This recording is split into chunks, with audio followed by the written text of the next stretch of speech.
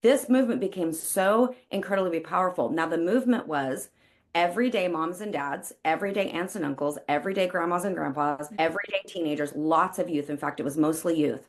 They decided to go into the streets and say, we're not doing this anymore. And they Mhm. protested. Now, as Christians, we're like, oh no, protesting, that's crazy, that's awful. Listen, we're protesting evil. We're Yeah. protesting a spirit that is trying to take your kids out, Mhm. right? That's what we do. That's what they did in Peru. They had a Mhm. groundswell of millions of people. The videos are crazy, people Mhm. filling the streets. Yeah. And basically, what's happened generally that's pretty nuts is Peru is the only Latin American country right now that doesn't have a single woke law.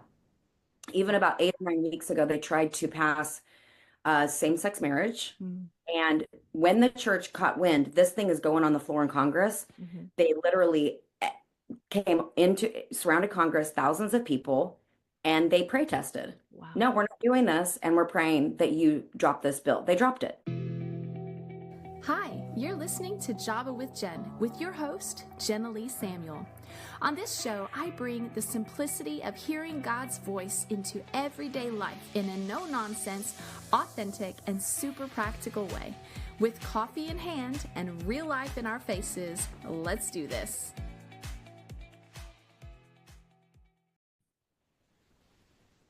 Hey everybody, thanks so much for coming back to another episode here at Java with Jen.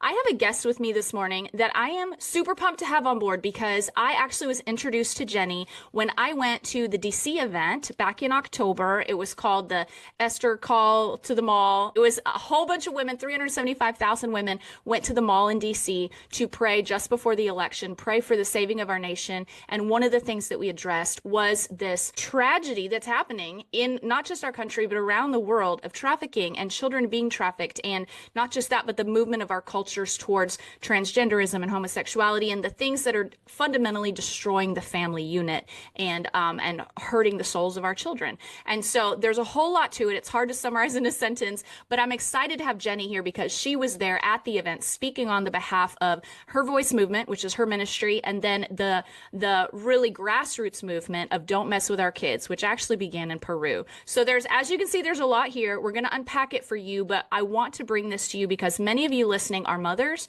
are grandmothers, fathers, grandfathers, and you have children, you have people around you who have been impacted by the crimes and the sins and the brutality of the sexual perversions that are happening and that are on the rise in our cultures. And we are determined to take a stand, save our children, and see God have the final word in this area. And so I want to bring this to you because there is actually a way you can get involved. There are ways that we can actually take action. Frequently, we can feel overwhelmed by how big the situation is. We don't know what part we can play, and we're going to help you discover the part that you can play here. So Jenny, as I mentioned, Jenny Donnelly has the Her Voice movement, and she has 5 kids in Oregon. She and her husband, Bob, are the founders of the Her Voice movement, which exists to awaken and activate the voices of women and believers to turn America back to God.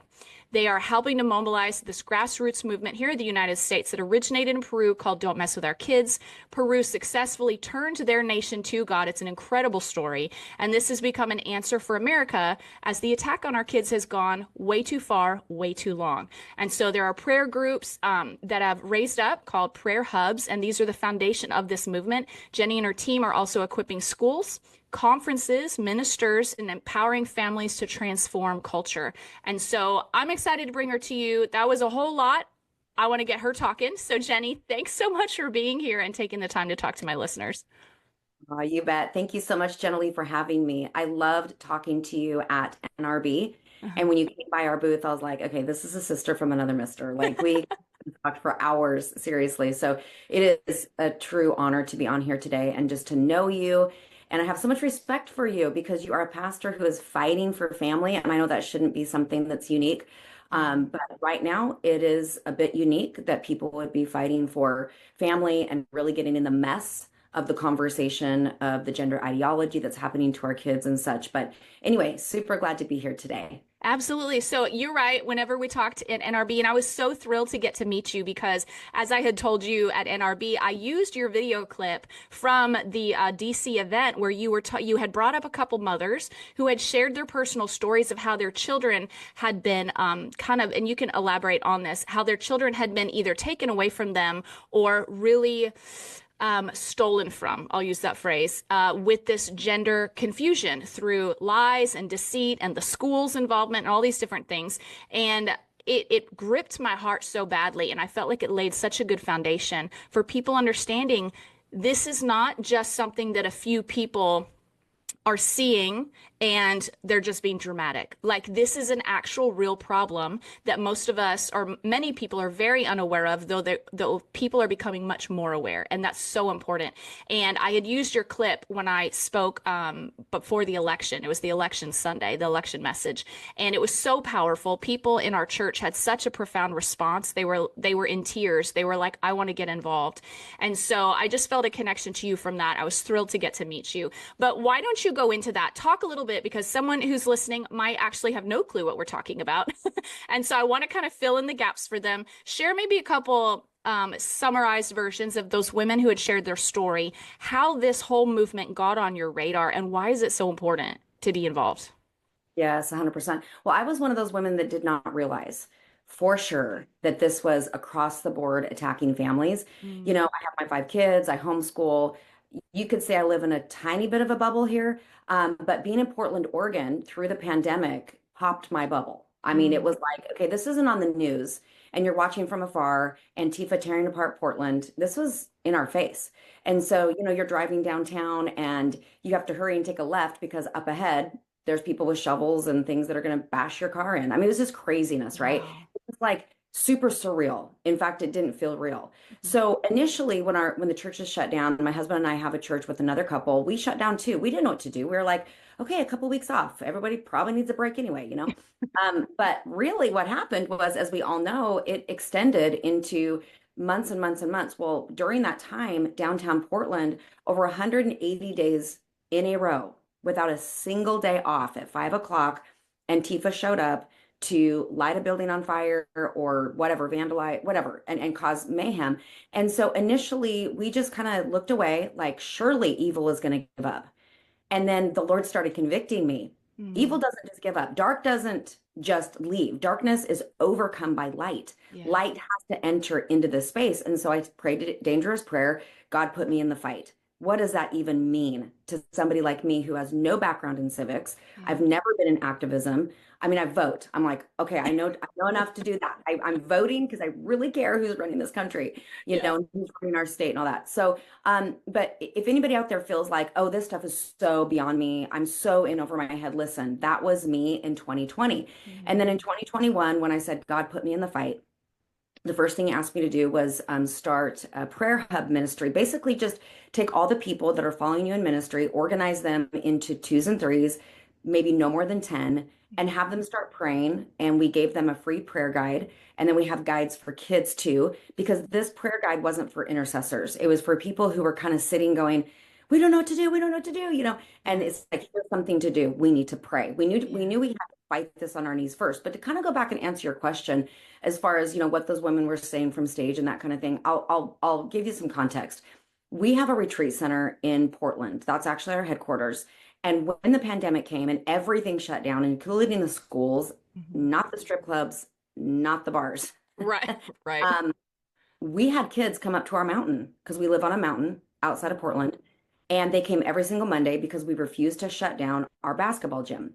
So we Mm. have a basketball gym. Turns out we were the only basketball gym open for at least a 2 hour radius, Oh, at wow. least.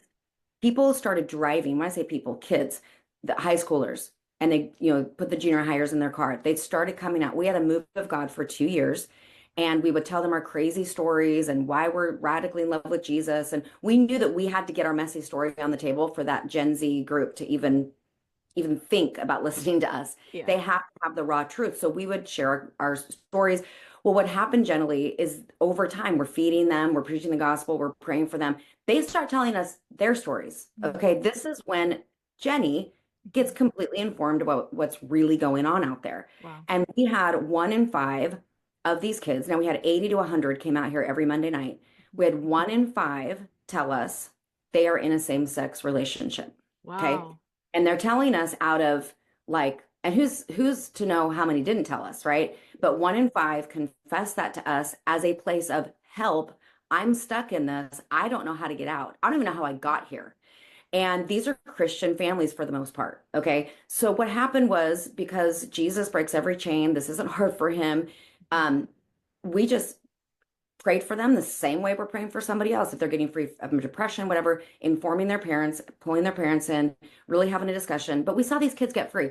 Bottom line is, this is when we became nose to nose with, okay, these kids are I just had my heart broke for them, Mm. right? It wasn't like, oh my gosh, you little sinners. You know, I didn't Right. feel like that. I'm a mother. I was like, okay, you guys are really being attacked right now. Yeah. So then the Lord at that point introduced me to uh you said it in the beginning, but out of Peru, there was a grassroots movement. But to kind of pin that, what you said, those women on the stage, basically, because of the grassroots movement out of Peru, which I'm going to connect the dots here in just a minute, Mhm. um, that movement opened the door for suddenly I am meeting women all over the nation, men, pastors, people who are so suffering with what is Mm. happening to their children. I Mm. had no idea, Jenny. I had no idea. I knew it's like a little here, a little there. No, it's across the board. And people are silently suffering Mm. with their children, with their nieces and nephews, and really kind of freezing in the church. Like, what do we do? You know? Mhm. So, anyway, in Peru, and I do want to speak about one woman that was on the stage that day. Her name is Mhm. Bernadette. She's a lawyer, Yeah. and she has all she does is sue schools for her firm, sues schools for gender indoctrination Come and on. for taking kids away from parents. So Wow. she was one on the stage that day. She's Mhm. powerful. We have her guide. She has it's basically the church's Mhm. transgender guide, basically helping the church with this crazy thing that's happened in the last, 10 years or so. Okay.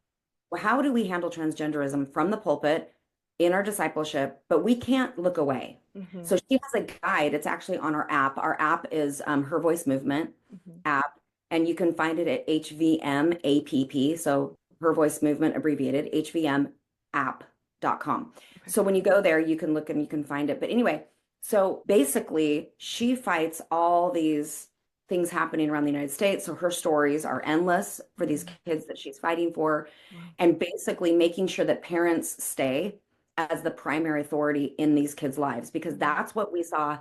It's not just they're being attacked Yeah. on, are you a boy or a girl? But it goes way further than that, which is we're going to take you away from the safety of your home. Mhm. Now, wouldn't that be just like the enemy Yeah. to say, if I can dismantle the family, if I can dismantle the headship, the father, the mother, if I can Yeah. even get divorced at a rampant rate, if I could tear apart the family, I can have the next generation. This is Mhm. really about an attack on family more than anything else, because family is the pillar of our nation. It's the fabric of our nation. It's what holds America and any nation together is strong families. Mhm. So weak families weaken a nation. Strong families strengthen a nation. So Mhm. this is what we kind of figured, and it took me a while to understand the conclusion I'm telling you today. It wasn't like overnight I just got it. No, it was Mhm. like, okay, I'm seeing this thing all happen, and now I'm realizing this is an Mhm. all-out fight for family. Well, Yeah. what happened in Peru was in 2016, they had 9 woke laws. One of them was called the gag law, and or it was a gag law. And I'm not sure it was called, but it was a gag law, basically saying if you call somebody their biological pronoun and they want a different pronoun than Mhm. what their biological gender is, you're going to prison. It's Wow. not hate speech. It's not like, wow, you're just unloving. We're getting our feelings hurt over hate speech over here. And they were going to prison in Wow. 2016. So they were far advanced in corruption more than in America at that time. Yeah. So I'm on a Zoom with this guy, and I don't even know how to get on this Zoom, right? You just pray these crazy prayers. God put me in the fight. Next thing you know, you're on a Zoom and you're being introduced to the person who started Don't Mess With Their Kids in Peru. And I hear the story. Now, I heard this in 2023. Mm. So they've been going at this for 7 years, up to the point I hear about it. Mhm. And basically, what I learned is they were able to eradicate, totally turn over all 9 woke laws. They were able to oust the prime minister, the education minister, and the president of Wow. Peru. This movement became so incredibly powerful. Now, the movement was everyday moms and dads, everyday aunts and uncles, everyday grandmas and grandpas, Mm. everyday teenagers, lots of youth. In fact, it was mostly youth. They decided to go into the streets and say, we're not doing this anymore. And they Mm. protested. Now, as Christians, we're like, oh no, protesting, that's crazy, that's awful.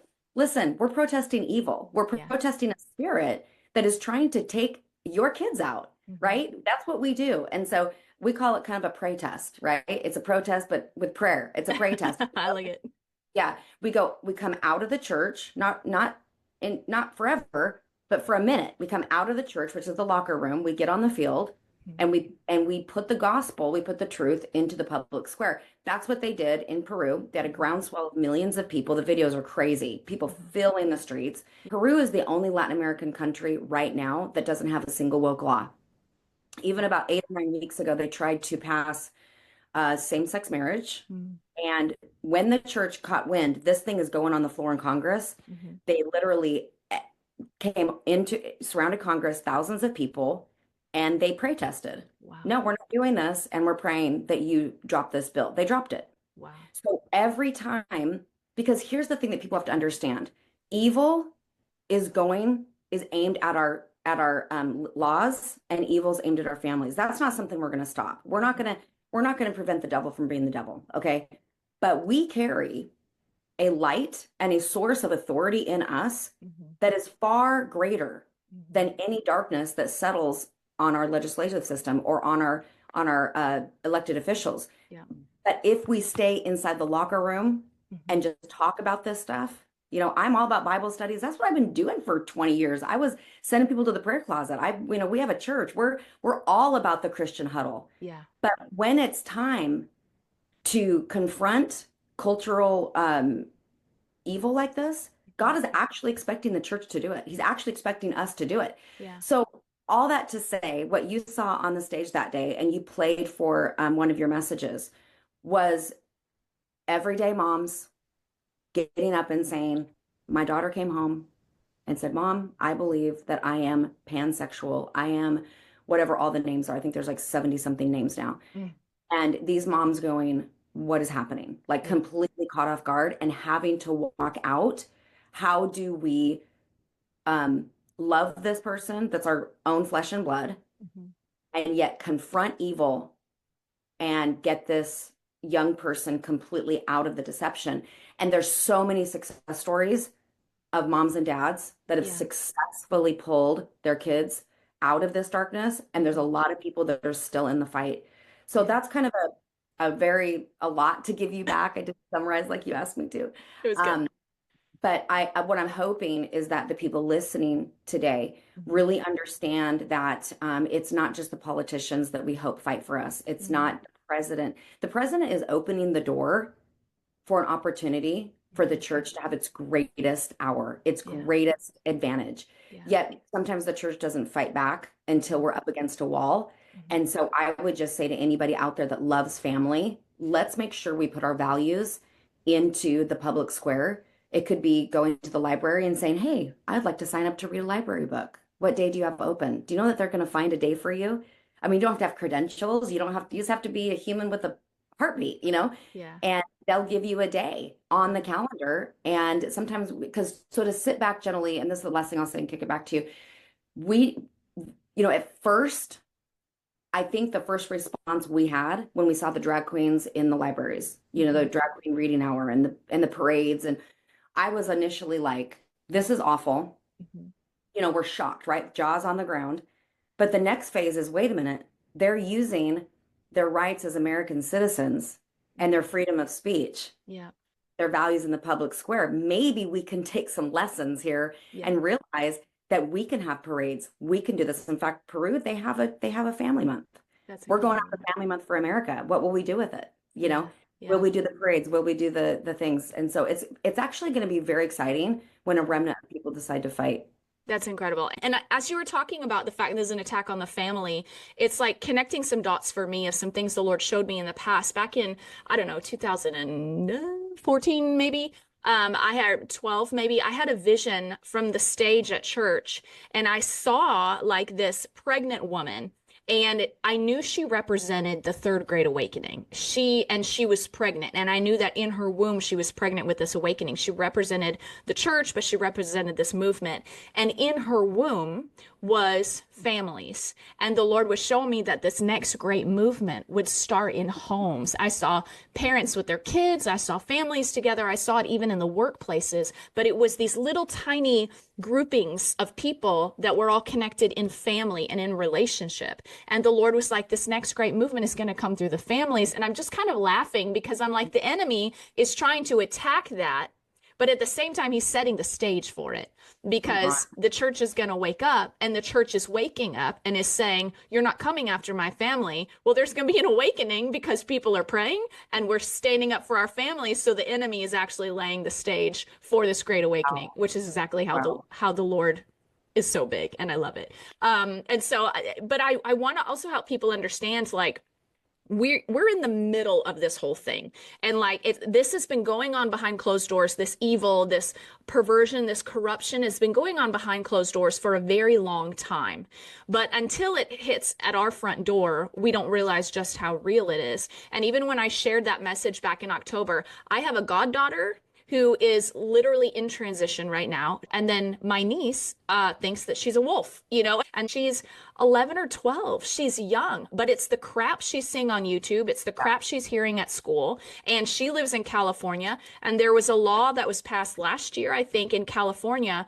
where if a parent is not supportive of a child's transgender or bisexual or whatever gender confusion, then they can actually have their children taken away from them in Oh, legal California. kidnapping. Legal kidnapping. Yeah, Yep. legal kidnapping. And in Australia, I just saw yesterday or the day before that Australia just passed a law that if you, a pastor, a friend, anybody, if you pray with someone, even if they ask for prayer, even if they say, I want help, I'm gender confused or whatever, I want help, if you pray with them or counsel with them, you're going to jail That is crazy. in Australia just this week. And That's so the enemy is not tired of fighting yet. He doesn't, I heard it said one time, the devil does not push back from the table and say, I'm full. Like he doesn't get to that point. And so you said something when we talked at NRB that got my attention. I had shared with you how I heard somebody on the radio made a really good point where they said, it's incredible that President Trump is passing these laws to try to shut down, men and women's sports and all these kinds of things. But he said the biggest grief in all of that is that it should have been the church doing that. And you made a point where you said the church has to get used to this being a normal thing where we get in the streets and we speak up for our rights. So talk about that a little bit because you're right, but the take you had on it was really fresh, but so true. It resonated as so powerfully true. yeah, it's so interesting. In the last couple of years, I've had this total awakening, right? Like when I prayed, God put me in the fight, I would then say, okay, what does that even look like? I don't even know how to fight culture, right? Yeah. And I would see these silly little visions of me going downtown Portland while there's just hell breaking loose. But hey, everybody, if we could all just be like a little kinder to each other. And I'd laugh, going, what do you even do, right? Uh-huh. Well, that's when God brought Peru. And I watched these videos, and they're not extensive or anything. They're just kind of B-roll videos. But there are people standing at the front of large groups of people, and they are protesting Mhm. a bill, something going on, saying, because here's the thing, I don't know if we understand. A lot of people understand this, but not enough of us understand it. Mm. We, the people. So when we hire a candidate, that's Mhm. when we vote. We're actually hiring them. Yeah. We're hiring them to listen to us and do what we want done. Mhm. Okay. So if the only people pushing them are the LGBTQ community, Mm. we must have a Pride Month. Right now they have over 4 months and over 30 days, actually, or Wow. up to 30 days, like almost 5 months of days that are dedicated to their sexual orientation. Wow. How did that happen? Because they pushed the candidates. They pushed, not the candidates, the elected officials. They pushed the elected officials, the ones that we hired, Mm. are being told how to run this country. Wow. So if I kind of have a vision, generally, this is my prayer. Hmm. God, let this be so, that my grandchildren say, Grandma, so are you serious? Like there was a day when the church didn't go and push back on evil laws? Like, what were you guys doing? Well, we did a lot of worship, which we love. We did a lot of prayer, which we love. We did a lot of building, Uh-huh. meaning the building. We did a lot of the building, right?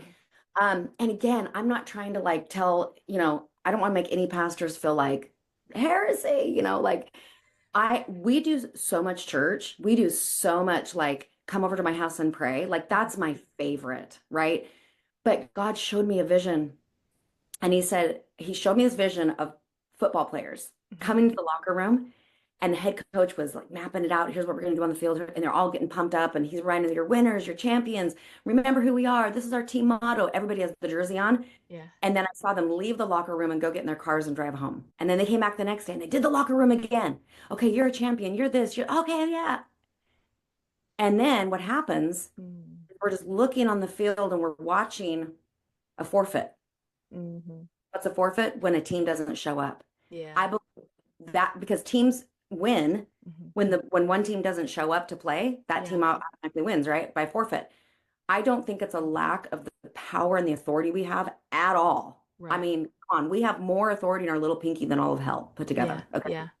Because of the resurrection, because of the bloodshed of Jesus Christ, the resurrection of his body lives inside of us. We have resurrection power, and yet we just didn't show up. Yeah. We didn't show up. So I think it's just a show up time for the church. I agree. Even if it's somebody like me who goes, wow, I've never done this before. Like I went to city council, took my two kids, took some of our girls, we put on our Don't Mess with Our Kids shirts. Hmm. And we went because the Pride community was coming to push the mayor Mm. of a suburb outside of Portland for the Trans Day of Visibility. Do you remember Wow. that? They wanted the proclamation all over America. Wow. And so they were coming to push. Why? Because the mayor's duty is to be constitutional and listen to the people. Mm. So we thought, well, if that's the only group he gets to listen to, we can't be over here complaining when they pass the Trans Day of Visibility. We can't It's say, true. "Oh my God, I can't believe they did that," right? So we showed up. There's about 20 of us, Yeah. and we took communion outside. And I'd never been to one of these before, generally. Like I'm like, I don't even know what I'm doing, right? But we Uh-huh. showed up. Two of our girls signed up to give their testimony, 3 minutes on the microphone. And it was that they had been trapped in same sex. Wow. They did not know how to get out. Jesus rescued them. They shared Mm. the gospel. And the other group, the Pride community, we decided we're going to look at them as if Jesus was looking in their eyes. Mm. We took their hands. The leader was tears rolling down Mhm. her. I think she was more scared because they told us later that they've never had opposition at one of these meetings. They've Wow. never had a group of people come and say, we actually don't want the Trans Day of Visibility.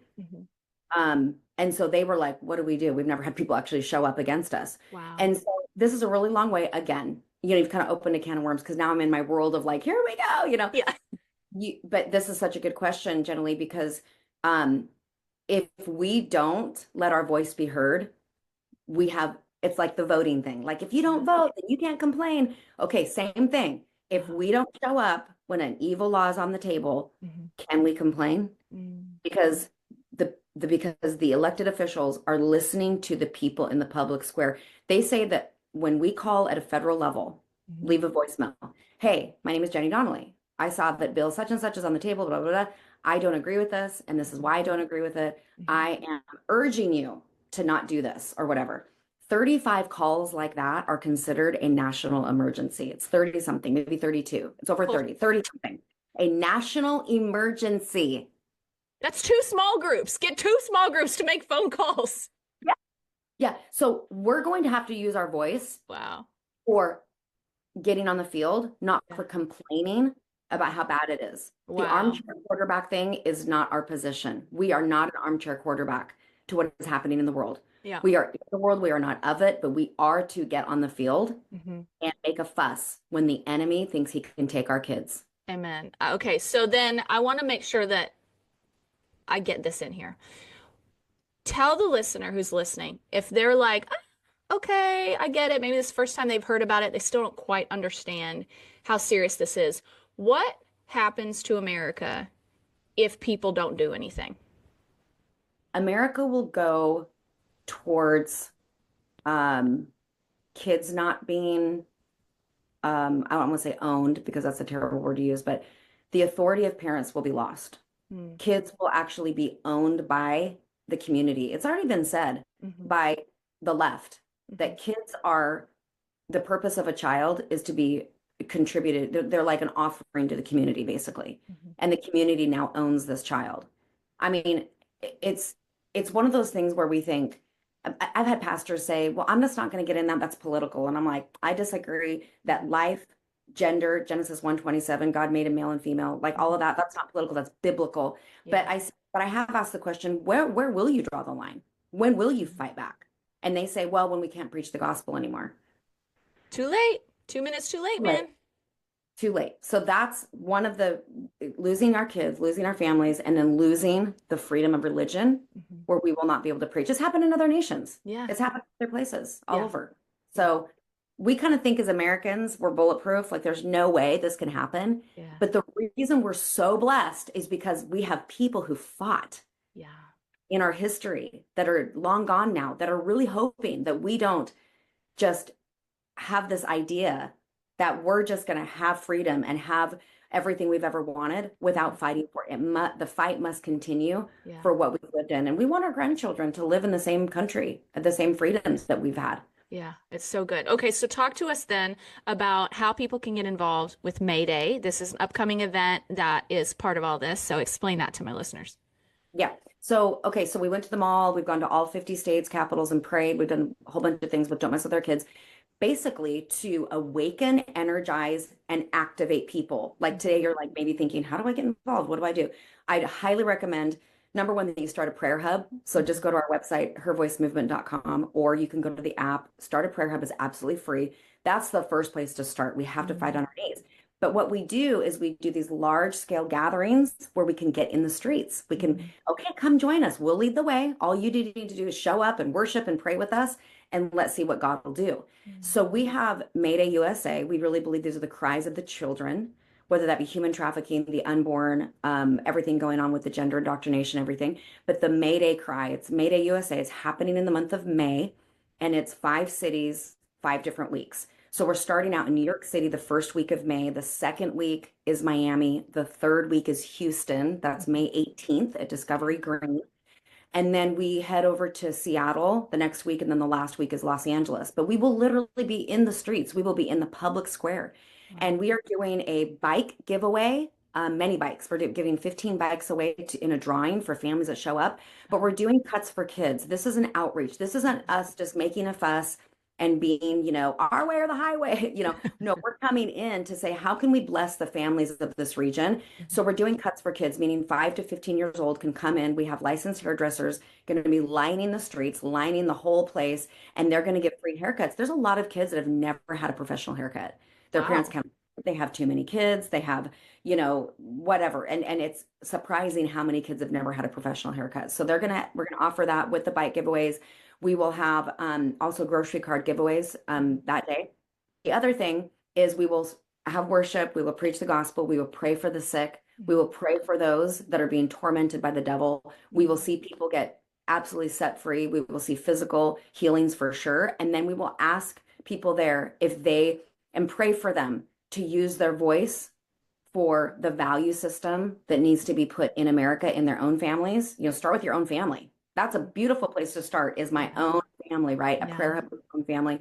So maydayusa.co is the website, maydayusa.co, or you can go through the Her Voice website, get there too. Okay. But we want people to come. It's absolutely free. We will have thousands of people in the streets in all 5 places. If you're in New York City, we'll be in Times Square. It's going to be wild Uh-huh. in the greatest way possible, but Jesus is going to do a huge, huge work in America that day or that month. So exciting. That's so exciting. And I'm particularly pumped about this because having had the privilege to be in DC when there was 375,000 people there praying together and over 10 million people around the world that tuned in to pray together that day. We have seen things shift in our country. Like, I really believe the election went the way that it did because of the prayer. And I think many Americans, not Americans, many Christians don't actually realize how powerful their prayers are. And it doesn't have to be long. It doesn't have to be fancy. It just has to be aligned with the will of God. Like, that's all the word says, is pray in agreement with the Spirit of God, and you're going to have what you're praying for. And so it doesn't have to be a lot. It just has to be happening. And so I'm excited to see this happening in Houston. Do you guys have resources on your site? If someone's like, hey, I want to get my church involved, I want to do all that, how can they do that? Is that there? Yes, absolutely. When you go to maydayusa.co, right there on the homepage, there is a link and it's called the press kit. The press kit, when you open that up, there's graphics, there are videos, they're city specific. You can pull any of that, put it on social media, show it at your church. There's also a volunteer link under each city heading. And so if people want to volunteer that day, they certainly can. But it's going to it is going to be really important for the leaders to lead right now. The Yeah. leaders, a lot of people say, well, I would have voted. I mean, if my pastor tells me to vote, I'll vote. If my pastor tells me to do something, I'll do something. And so there is a heavier expectation from the Lord when we become pastors and leaders and apostles and evangelists and everything. Like God does expect us to lead people. So I just Yeah. want to say, go for it, lead people into the way of truth and righteousness, and have your fingerprint on turning America back to God. That's really what you're doing. Yeah, yeah. And I want to encourage those of you who are listening, if you're like, oh, I don't know about bringing da, da, da, da, bring your children, because something that I'm realizing with my kids, like when it was inauguration day, my kids have seen me pray for our president. I've encouraged my kids to pray for our president for years. And then inauguration day came and they wanted to sleep in and act like it was a normal day. I was in tears. I was like, you will get your butts out of bed. We are going to so and so's house. God is honoring our prayers. We're going to show up and be grateful and celebrate, And so, but I realized, like, unless I provoke my own children with those values, they're not going to accidentally have those values. And so, if you're a parent listening, like, the only way we can ensure the future for our children is to condition our children to be the ones who are taking action, because they're going to be the ones shaping the culture in 10, 15 years. And so take your children to these events. If there's no one else you can go with, take your children and get them involved and get them Amen. lit up, because you just never know when something that you do flips a switch inside of your child and awakens maybe even a calling on their life to do something like this. When my one kid is a prodigy on the guitar, like, he's phenomenal. And I asked him, I said, when did you know you wanted to start playing guitar? And he said, you were listening to a worship song in the car when I was like 4 or 5 years old. And I heard a slide that the guy did, and I knew I needed to play guitar. And so you just never know when it's like just this little you living life, bringing your kids, serving the Lord, when the Lord will use something to just flip that switch inside their hearts. We need our kids to get turned on to this mission, because they are the future of our country. And so bring your children to the event. Okay, I'll get off of that horse. Um, That's something to be on. That's a horse to ride. I'm telling you right now. That is so important. We actually made we made adult jerseys that say MayDay USA, don't mess with our kids. They have the number 25 for 2025. We made those for the adults. My kids, I have 5 kids and the youngest are 8 and 10. They're like, hello, did you make the kids jerseys? So we went back and ordered kids jerseys and made them. They're available right now. We don't have very many. So, but hervoicemovement.com, it's get in the game. Like, yeah. you're not in the locker room, you're on the field with us. So we made jerseys and they're actually really cool. So anyway, I'm all about getting the kids on board. That's so good. Absolutely. That's so If good. you don't do that, they won't be on board if mothers and fathers don't do what you're doing. They won't. Someone is shaping your children's heart and mind. It has to be you intentionally, or someone else is going to be doing it. Okay, so that's your instructions. All the links she mentioned, I'm going to throw in the show notes. I'm also going to include the link to the election message that I shared at church, so that you can see even that video clip that Jenny had shared in DC. Even if that's all that you watch, go watch that, because it'll really put in context what we talked about today and just the importance of what is happening and you getting involved. And then I'll put the link so that if you guys want to get the press kit, share this with your pastors, share this with your church. Listen, you don't know how much you just doing a little bit can do a lot. And so get involved. Jenny, thank you so much for what you're doing and for sharing on here with my listeners. Oh, you're so welcome. It's such an honor. And let's do this. Let's do it together. Yes, I'm excited. All right. Well, we'll see you in Houston.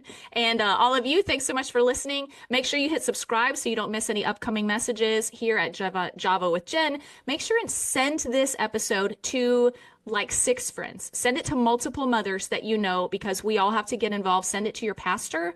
And if you're near Houston, come to the Houston movement. Come to any of those in the area that is near you. They've got them all over the country, like she listed. So come to the movement that is closest to you, and we're going to take America back.